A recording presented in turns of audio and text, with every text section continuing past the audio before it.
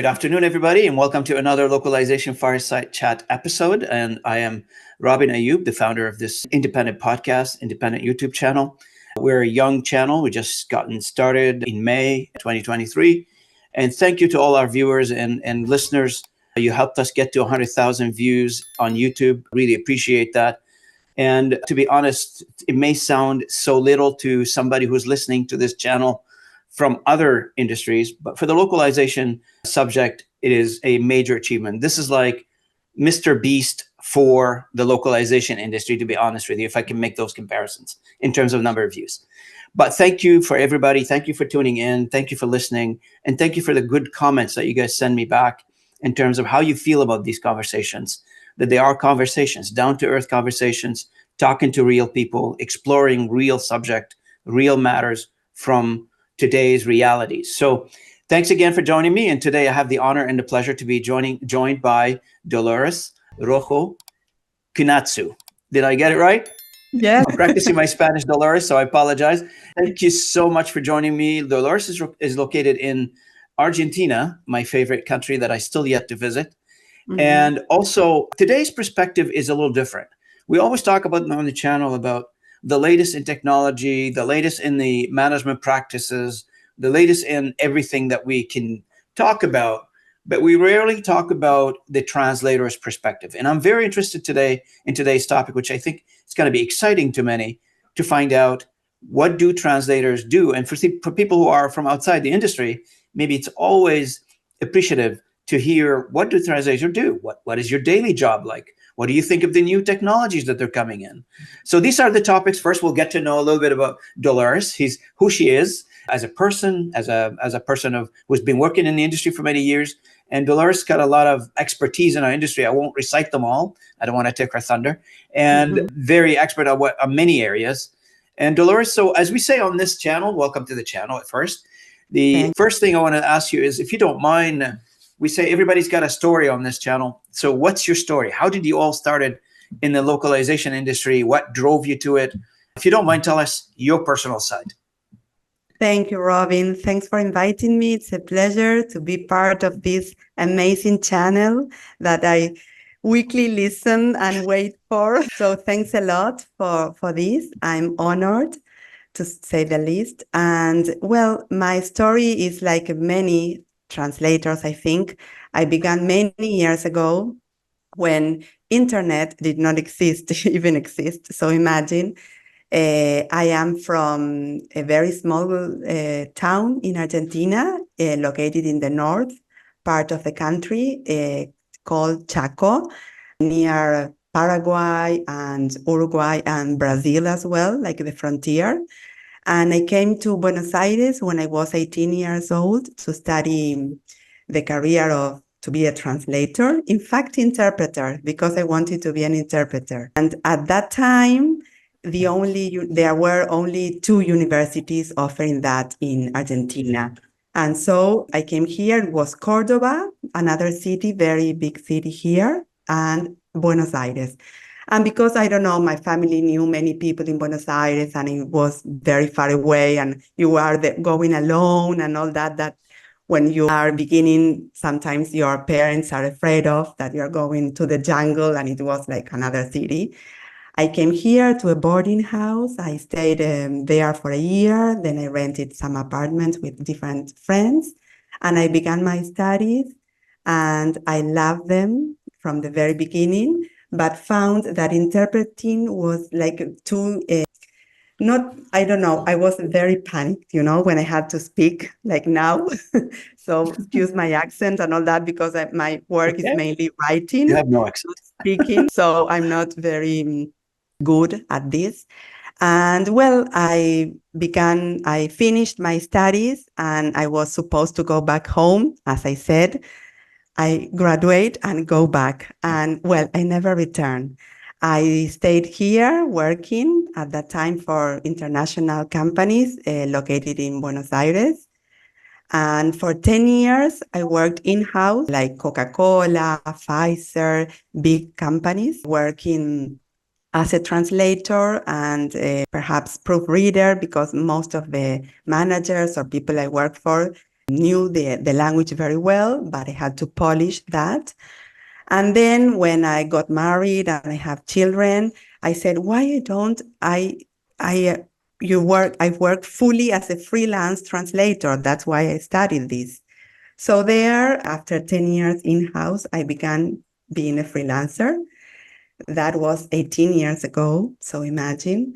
And well, I found my very small company, Lift Value Translations, where I offer different kind of services to global translation agencies all over the world, mainly in marketing, corporate communications, and writing. In a nutshell, I think that's it. I continue working with all the transformation that, our industry has suffered all over the way, but always positive that I think everything is to move us forward and to be more in the business, let's say. That's right. That's right.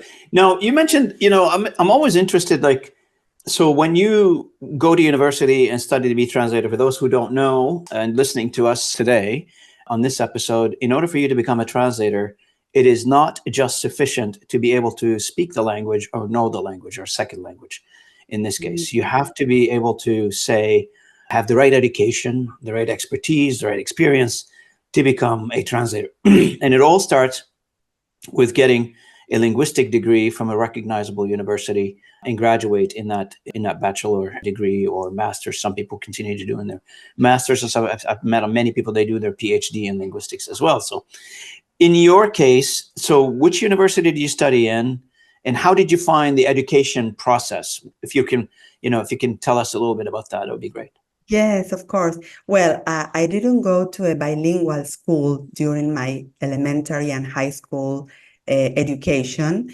So when I came here, as you said, my other, my colleagues or companions were perhaps from very good schools in Buenos Aires, which offered a bilingual education. So I had to sit for an exam to enter the university. I went to the USAL, Universidad del Salvador, which was at that time the first one that offered interpretation, translation. I'm a legal translator, like I have a seal and a signature, and you also have the technical and scientific translation specialty, let's say.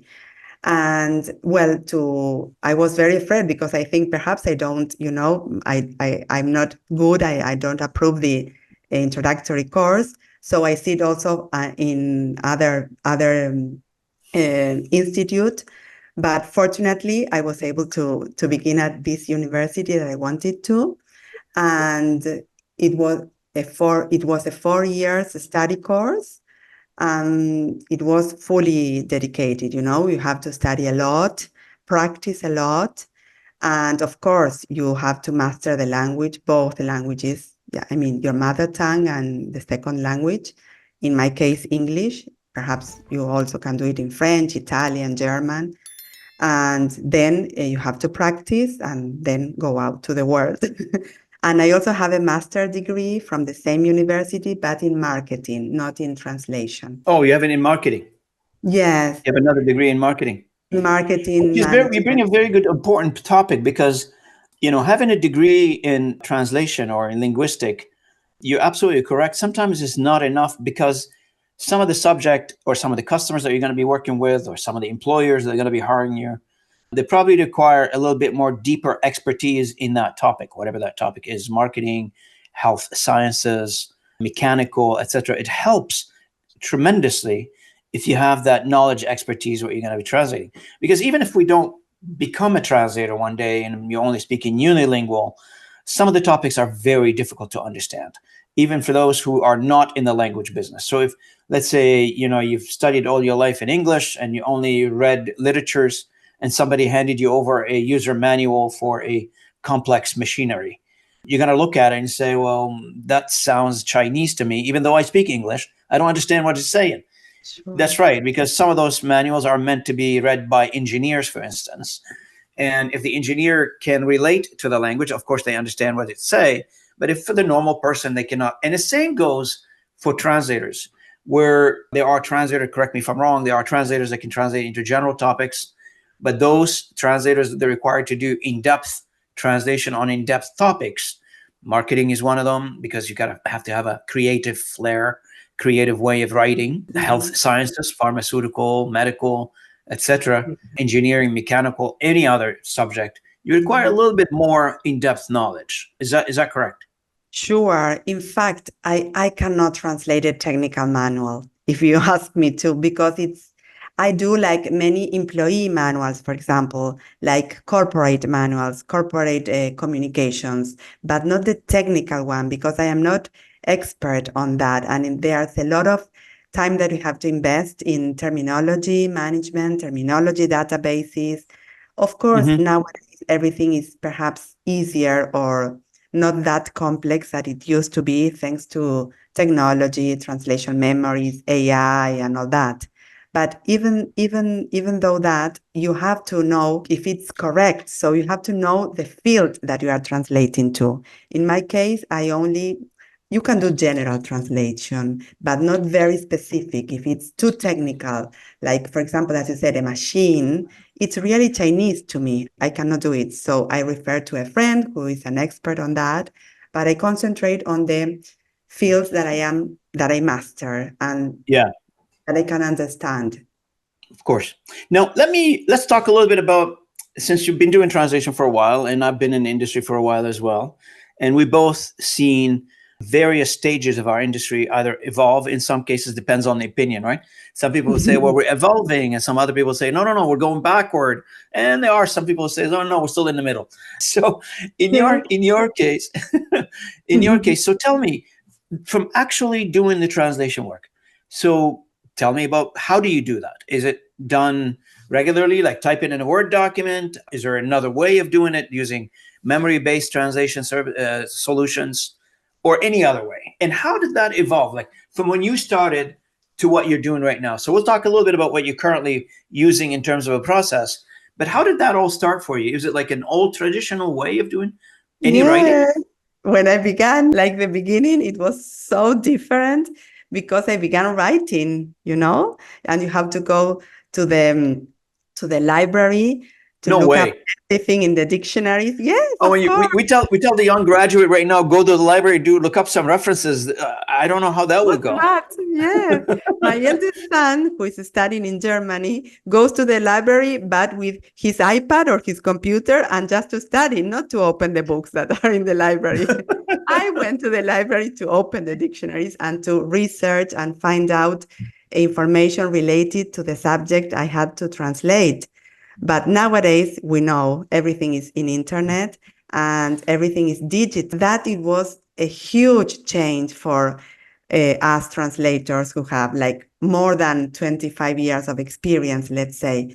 So I began that way, and then the typewriter, the liquid paper that you have to trash everything. No, I forgot a word. No, I have to move it all together. And now it's just to put and paste, and that's it, So everything changed a lot. And in I began using Trados. And when Trados began, so imagine now it's even better, and many other CAD tools that I use, and the translation memories. And that was a huge change, and that I cannot imagine translating in a Word document from scratch, because we are always have the platforms, or even some companies have their own platform that you have to work on. So everything is much easier and flexible, more friendly for me, let's say. It's not like the daunting task of a blank page and you have to begin writing or translating. That's right. I mean, it's very daunting to look at a white page and say, oh, I'm going to put something in here. I don't know what, but I'm going to put something in here. I don't know if I'm revealing too much here, but I'm writing a book, and it's just at the end, when I look at the pages, and I think, okay, I have to fill this, and it's not a short text. I got to put a lot of text in here. I'm not a writer by trade. That's not what I do, but I've got a lot of thoughts I want to put on paper. But like you reminded me, I look at a piece of paper, white page, and I'm thinking, like, what do I do with this? How do I start? But say 2 sentences a day or a sentence a day, whatever, and then you begin and it flows, because what you want to write. So you have it, but it's like just the beginning, it's hard. Especially for you, like, I mean, you must have seen, like, let's talk a little bit about, what people in our industry's favorite topic. Okay, so you know what the favorite topic is? Yes. Beside artificial intelligence? It's called productivity, right? So productivity per translator. So when you first started, have you measured or have you thought about, how many words have you done at the early on and how many words comparatively you're doing now per day? Like, let's say, the industry standard that everybody keeps talking about, and I don't know if it's, to be honest with you, in today's world, if this still applies, is it still legitimate? No clue. But that's what everybody uses, 2,000 words per day per translator. Yes. Is this have been always like this? And have you experienced this? And has that evolved over time? And what is it now? Yes, I think that evolved a lot because sometimes you are not even asked to do a translation. Sometimes you have to post-edit like a result of machine translation. So the productivity is different and you are supposed to do it much faster because the product is better. It's not like at the beginning that it was a disaster and you say, well, no, the machines will never replace us because this is a disaster. No, that changed a lot and we know that. And it will continue changing, I think. I'm going to ask you about this one in a second, but I'm going to talk a little bit deeper into that because that's what everybody says. Oh, machine translation sucks. But we'll talk about that in a second. Continue on with the productivity. Yes.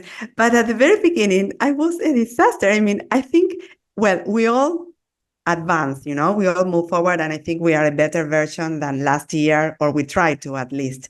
But I never measure my productivity in my early ages, my early beginning. Now, yes, everything has to be measured, like how many words, how many hours I spend, and how many are billable hours, how many are like research or learning hours. And it didn't used to be like that, at least for me. Now I think everything is more measured or in a way structured. How was it before? Like when somebody gives you something to translate early on in your career, how did you get paid? Is it per page? Yeah. Is it per...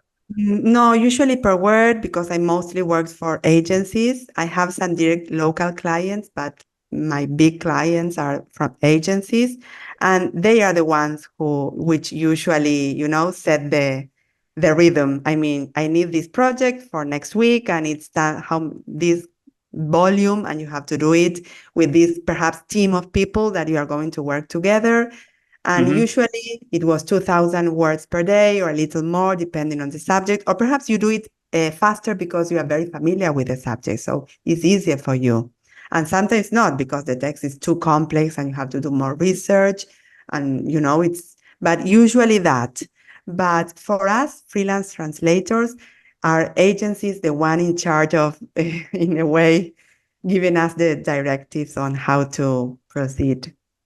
Yeah, so they tell you, for instance, in your world, we want you to do the following, and you have to either accept or don't accept. Exactly. And the budget is this, and it's this, so it varies, from depending on the agency, on the expertise or the person, but in general, it's that way. And if you have a direct client, you are the one in charge, and you say, well, you need this, for example, in my case, personal documents that people need for citizenship, or they are going to study abroad and they have to legalize, certify the document. And so we have a local association here in Buenos Aires where you go and legalize the document, and they have like a orientative, let's say, because the industry is not regulated and you can charge whatever you want. But it's like, a measure that you have. And there you can charge more or less, but you have an idea. But you are the one. If you want to charge, I don't know, $50 per page or $100 per page, you can do it. The client accepts, it's a deal. It's not. No, like, so today's productivity for you, I don't know. Can you talk a little bit about that? Is it like, what is it? 5,000 words a day, 10,000, 1,500? What is that? No, well, it depends. If I have to post edit, for example, the client send me, the client, I mean the agency, right? A manual that has to be post edit because it's done with a the client's own engine or the agency own engine, and you have just to post edit and proofread it and deliver it to the final step, let's say.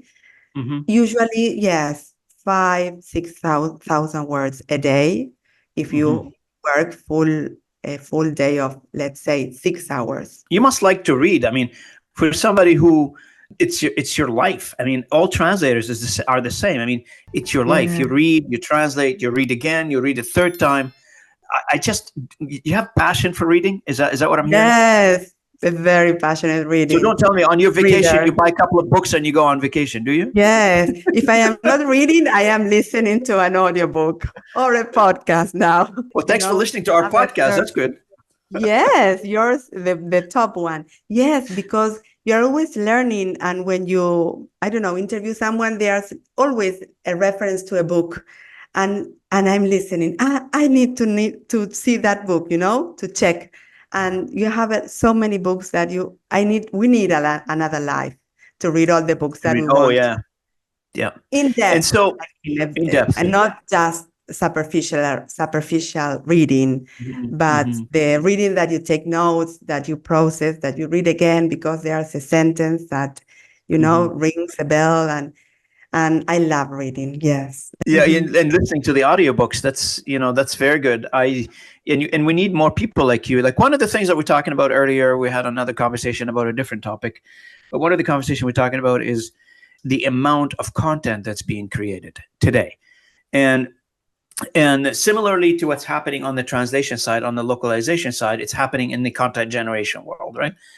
So in AI is affecting everybody's life. We think because we're in the localization business, the world revolves around what we do, but it isn't. The AI is impacting everything from automotive to health sciences to finance, everybody, specifically on the content generation side. And that AI involvement in content generation have quadruple, if it's not like the 10x multiplier on the content creation. Why? Because it's easier now. You can make content much easier, and good content much easier than you've done before. I know for myself, because we all do a million things at the same time, and I have hundreds and thousands of emails to reply to. Sometimes, I'm either typing too short, too little, not watching what I'm typing. Sometimes I make mistakes when I'm typing, but Gen AI helped me do the messages better. It didn't take me out of the equation. I'm still involved. I'm still writing the messages, but I can write them more effectively now. I can write them without mistakes, and I can write many of them. So that increase of content generation, Dolores, what ended up happening, now we need to take that content and translate it. And unfortunately, we don't have enough people to do that. So we did not have enough people before AI gotten into the content generation business. And now we have less in proportion to the amount of content being generated. So the gap between the amount of people we have to translate, with all due respect to everybody, and the amount of people that needs to be translated, it had to be filled with some tools, some technology to assist. Because eventually, from a geopolitical perspective, from an economic perspective, whichever measurement, content cannot be constricted to one group of demographics. It's content. It has to find its way to other demographics. Nobody can say, well, I published a book in Argentina, and as somebody who is in New York who doesn't read Spanish says, well, I don't know. Well, you should know. Now with Gen AI, you should be able to read the book. Yes, you're so right. The question is the amount of content and the gap between what can we do using, translators such as yourself versus machine translation, and that post-editing, that bridging of the gap. And that's why that whole discussion around how is AI impacting our business, right? So any comments on what I just said? Yes, I think it's so true, because some people, some clients, in fact, said, now what are you going to do? Because you are a translator. Are you looking for another job? Because you will have no more job. Everything's done by AI, and no need to your work, your profession is out of the world. And I don't think so. I think that, as you said, post-edit is very good. The post-edit production from AI, from the machine. But we need that human touch if we really need to have that content generated, as you said, to be fully absorbed by the other language that is reading, you know. Perhaps if you go to Russia and AI and all that content will be good just to read it from the machine because you don't need to be that.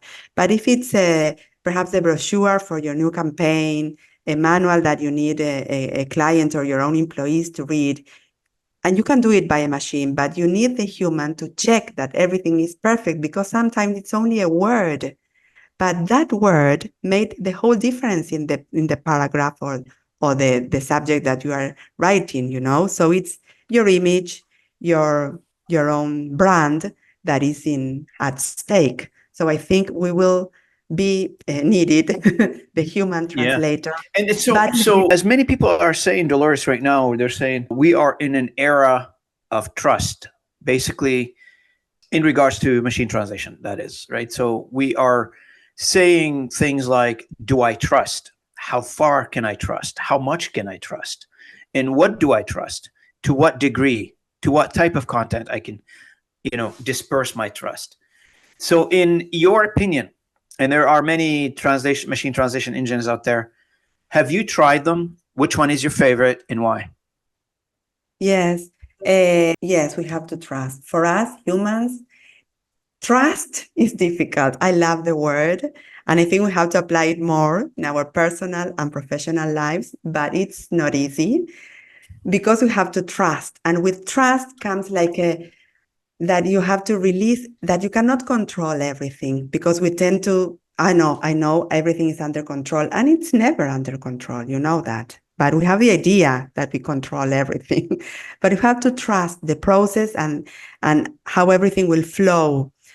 And with trust, I think comes hand with the respect that you have and yes, it's respect for the person who is asking for that job, for example, that like the agency, and that you trust that everything that you are doing and producing and improving from that own machine that will be better with your own human production will be for the good purpose and the good final purpose of the document that it has to travel and it has to go. So I think we have to trust on that.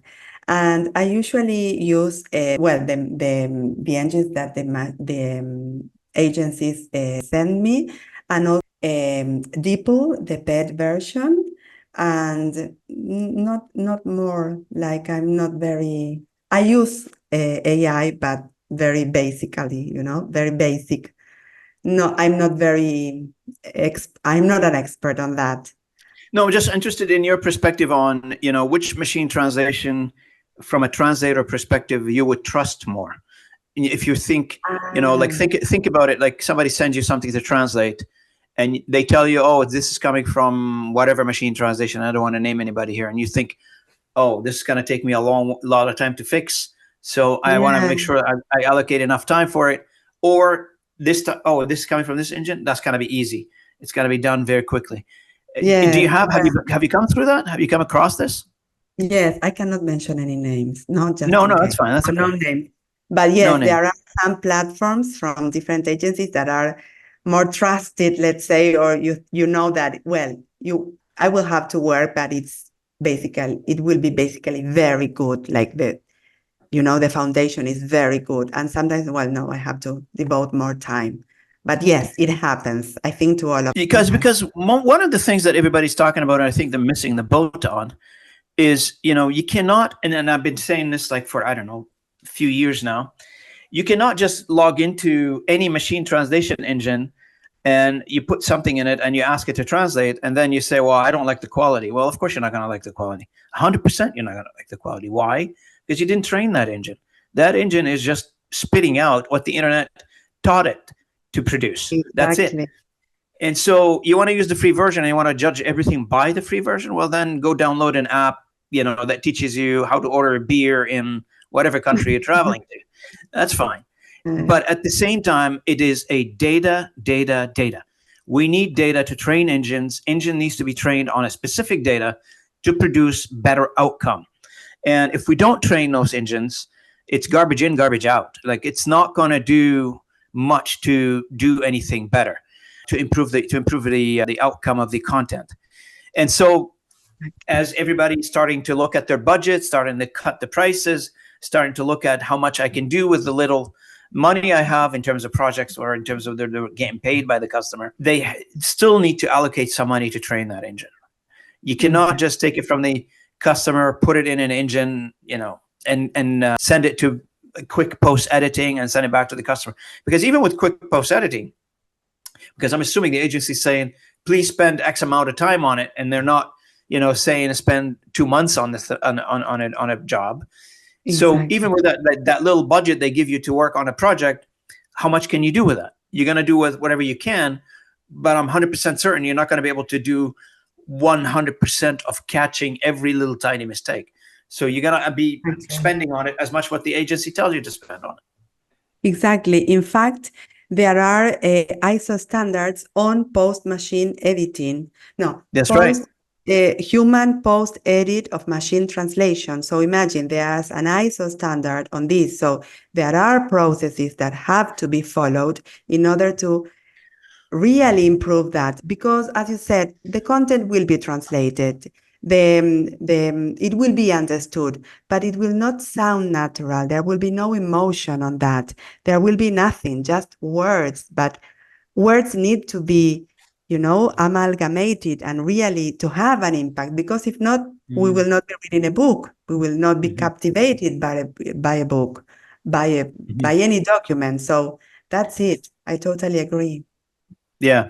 And my understanding, we brought up the ISO, you're an ISO auditor as well. How did you get into that? Yes.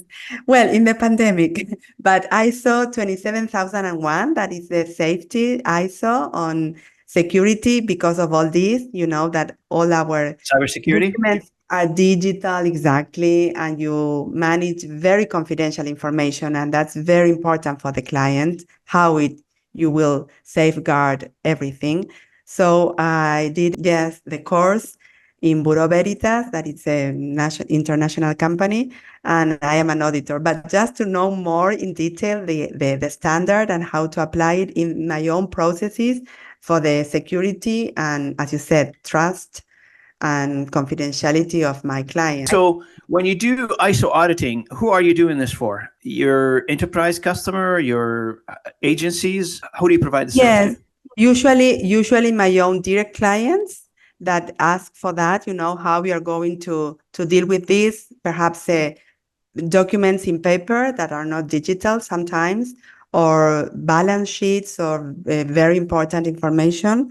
And so I have a checklist on all the processes, how we're going to deal, who is in charge of every part, like a production to have the client safe and trusted that everything will be followed according to the standard. In a nutshell, it's what we do every day, but we are not writing about it. You are not describing the process. That perhaps you do, but not consciously, Yeah. We do it automatically because we are so used to that.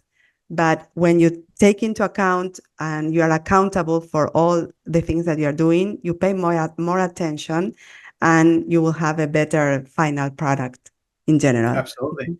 And so from your perspective, how do you view that whole conversation about AI? Which side are you on? Good, bad, or ugly? I'm always with the good one. I have to be positive. No, but to tell you the truth, as we were talking at the beginning, I am positive. I think in my case, I experienced so many changes in our profession from the very beginning till today. So imagine when I began and now, and I think there's a good future for us translators, because language is what communicates us. Culture is the lifeblood of everyone living on Earth. So I think we will need the aid of expert or professional linguists, translators, interpreters, localizers, copywriters all over the world to really transmit that message, not with the aid of the computer, the machines, the AI, technology, and all that's yet to come in our lives. but with and more tools to our toolkit to offer a better service, to be more productive. Perhaps less is more, you will spend less time, but perhaps you have more of other things. But I think it's a bright future for us if we are willing to learn and, take that train and not be waiting for, no, this will disappear. Absolutely correct. You hit the nail on the head, is the learning part, right? So, you've seen it, I've seen it, and any generation, will talk about the same thing, that technology changes. Things change in our lives. I mean, you've seen it from doing research in a library to, pressing a button on the internet and finding all the information you need. And similarly with AI, the common wisdom is that everybody is talking about, it is not a threat to the jobs of the translator or the interpreters. However, the interpreter and the translators need to learn AI to continue doing their job, to continue being a differentiator, to continue adopting these tools or adapting to these tools in their jobs. If you do not learn these tools, it's like not learning how to use Microsoft Word. Anybody in the job today who do not know how to use Microsoft Word, either they're on their way out of the business, that means they're retiring, or they're not getting enough jobs to sustain them, because everything in the world runs now. You receive Word documents all the time, or PDF documents, whatever. But the idea is that, like any technology, you either learn it or you're not going to find jobs in it. So if we don't learn it, we don't embrace it, we don't take the time to figure it out, how do I employ this in my job? Because one of the podcasts that I'm publishing today, I just finished editing just before this call, is about using AI in sales tools. So how do we use AIs in sales tools? And my speaker and I, the interviewer, Bethany, and I, we go through screen sharing. So we share the screen, we show how people could be using AI in sales. How can these types of conversations learn from and diagnose each conversation using AI? And what to focus on in a conversation. How do I, for instance, before I get into a conversation, I need to know a little bit about the person. AI can send me an email, say, this person is detail oriented. This person likes straightforward answers. This guy likes short answer, not long answers. You got to adapt to your audience. So again, it is either I learn it or we learn it collectively. Like I've seen some people send me messages like on LinkedIn, I think it was, or Twitter, X now, telling me that they lost their jobs because of AI. I beg to differ. You did not lose it because of AI. You lost it because you didn't want to learn AI. I'm sorry, but we gotta be brutally honest on this one. Yes, you're right. I recalled last year in November, I think, or no, not in November, in January, this January 2023, that my eldest son said, Mom, come here. This is a tool that will help you a lot with the research, because I spent a lot of time doing research, ChatGPT. Just write, for example, the name of the company that I'm doing a translation and marketing, whatever. And then ChatGPT gives you all the information, and then you have to check if that's true. But it really helps a lot on productivity side. And it's a tool because it helps me to move faster, as you said. But it will not replace me. But there are translators that said, no, I will never use that. No, that's no. No, so, I mean, it's becoming like, it's more like, I don't know what it is, but I feel like there are some association or there are some jurisdictions around the world where they're completely against machine translation and AI. And I'm not going to name any names, but there was a conference not too long ago where that has been mentioned. And, no, we're not going to push AI. And I think that was the comment. And everybody in the audience jumped up and started clapping. I think this is collectively head in the sand kind of an event. Okay, you don't have to, but some other people will, and you'll be left behind. I'm sorry to tell you that. Yes, we have to, as you said, face the challenge, because we cannot hide. It's already here. It's among us. We have to embrace it, but positively and with all our knowledge and with our eagerness to keep on learning. Because as you said, I have to read more books on this, listen to more experts talking about this. All your conversations help a lot. Everything. That's right. So toward the end of our conversation, and I don't want to keep you on the phone too long. I really appreciate you joining me today. It's a pleasure. So lovely of you to take some time to be with me. I really appreciate it. Any last comments or thoughts you like to share? Well, I think translation and linguistic, the profession is marvelous. I was always very grateful for having the opportunity of earning my living, doing what I love the most. And I keep on learning and, new things, everything, every single day of my life. And I love it because I think we have to be like that, like open-minded. And despite all the challenges that we have always facing, but it's life, I think it's good to keep on this track, and I will do it. I will not retire, as I say to my family. When are you going to retire? Never. We need more people like you. Don't retire. We will not, because we do it because we need it, of course, but we love it because you love what you do. Yes, I think we do that's the difference. Service to the community, a service, but with love and with passion, Absolutely. Good. And that's the differentiator between a job and a career, something that you love to do without any getting paid for it. I guess that's the test. Would you do what you do if somebody did not pay you for it? And if the answer is yes, that means you're doing the job that you love to do. Having to get paid for it, of course, it affords a life and affords a lot of other things. So that's perfect. Yeah. That's a perfect marriage. So thank you.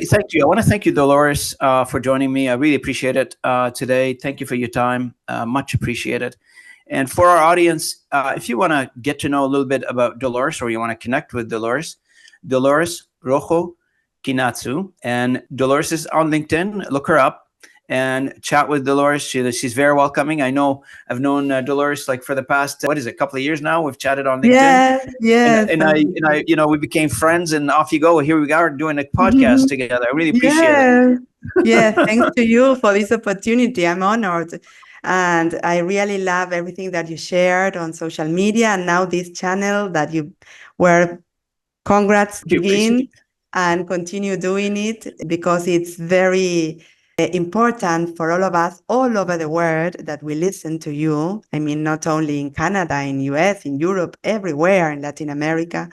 And I think it's so important to broaden, the atmosphere, because you have so many different people that you interview, many perspectives, and it's huge. Yeah, absolutely. I mean, and it's good for me to get to know different angle on the same topic. And that's why not necessarily just talk to CEOs of companies or, owners of companies or, technologies, etc. It's very important to talk to individuals such as yourself, translators, project managers, desktop publishers. They're all invited to speak on the channel because they all constitute pieces of the puzzle of what make localization industry, to be honest with you. An owner of the company does not exist on their own. They need people to help them do the job. A CEO of a company will not be able to do a CEO's job unless they have people to help them do their job or become a company to begin with. So no, you bring up a very good point. I love that broad horizon conversation that this platform is allowing me to do. And you're welcome to this channel anytime. I'd love to have you back, and maybe we'll talk about a different topic. But thank you so much. Yes, appreciate it. Thanks. And you are, for sure, definitely a creator. I read that you have all the Christmas lights for Christmas. Did you see that? Now, yes. But you keep on improving. This is amazing. That's why you are now a leader, a creator. You take into account everyone. I don't know. Did you see the? I'm still recording here, where this is fine. Did you see the Colombian dance party that they came in front of the house, and they did a Christmas dance party right in front of the house? They asked my wife for permission if they can do that, and we said yes. And it's a hit on Instagram again. When I go to Toronto, I have to go like pre-Christmas, let's say. Or how long will you? I would love to show you around. I would love to show you the house. It's absolutely great. But my wife and I would love to have you. Thanks a lot. How long do you stay with all the lights after Christmas? So the 15th of December. 15th of January. January. Wow. Amazing. Yeah. So beautiful. Congratulations. And the creation, you are very creative. Robin, this part I really like, because we do it ourselves. Like my wife and I do it ourselves. We create a lot of the ornaments ourselves. We make them in the house. Some of them we buy, obviously, not all, but some of them we make ourselves. So it's my joy. I really enjoy doing that. But thank you again. It's a lot of work. Thanks. I know. Thank you again for being part of this. I really appreciate it. For our audience, thank you again for listening in. I really appreciate you tuning in and bringing us to your world. I really appreciate that from you. If you don't mind, if you're listening to this conversation, you like this conversation, please press the like button. And if you don't mind sharing the content with others, it would help us quite a bit. Thanks again for tuning in. And until next time, this is Robin Ayoub and Dolores Rojo Guiñazú signing off. Thank you so much, Dolores. Appreciate it. Thank you for having me. My pleasure.